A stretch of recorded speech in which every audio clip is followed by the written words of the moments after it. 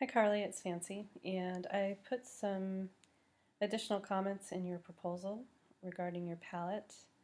And so from your notes, I see that you said you have small areas of fire and water, and I have to zoom, oh, I can't zoom up.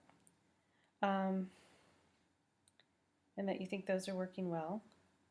So my question is, you have fire and water, but what are your overall visual strategies? How are you arranging them in the composition? Are you using visual pathways? Are you using points of emphasis? Are you using interpenetration? So which one of those or combination of those do you feel like you are using?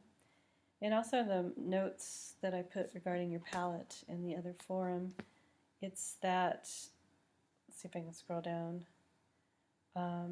So you have these beautiful gradations from one perceptual opposite to the other, and I think it ends here.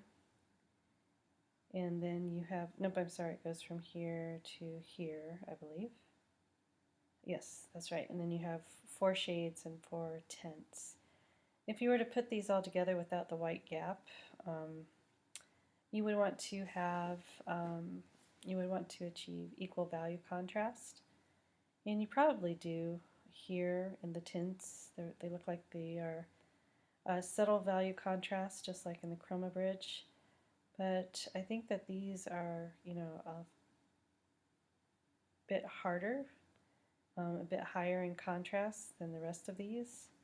And I think that plays out in your design. So your fire and water, kind of your in focus, out of focus, is kind of overpowered by the high contrast here with your tints. I'm sorry, your shades.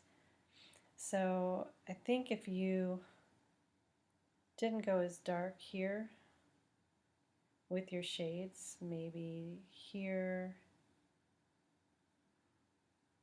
or even here, if you extended these out but not with such a high value contrast between these steps, you want the value contrast to be equal across your entire scale. So I think there's too much high contrast here in these shades versus in the rest of your design. So you need to fix your scale, and it needs to be balanced. And then you need to also unify your design. So right now you have this triangular shape here and here. But for me, that's the only similarity that I can see, other than these are kind of bookmarked on this upper right left corner and the bottom right corner. The same with your magentas. But this becomes kind of an empty area here. This is a high contrast area here, as we talked about. And there's 2 triangles of 2 different sizes. So it's difficult to tell what your visual strategy is at this point. And I can't see your whole towel. Oh, there's another one, 1, 2, 3. So that's helping. These are the same size. This is smaller. You have to be careful that this doesn't become a figure floating on a ground. It needs to blend into the water area more.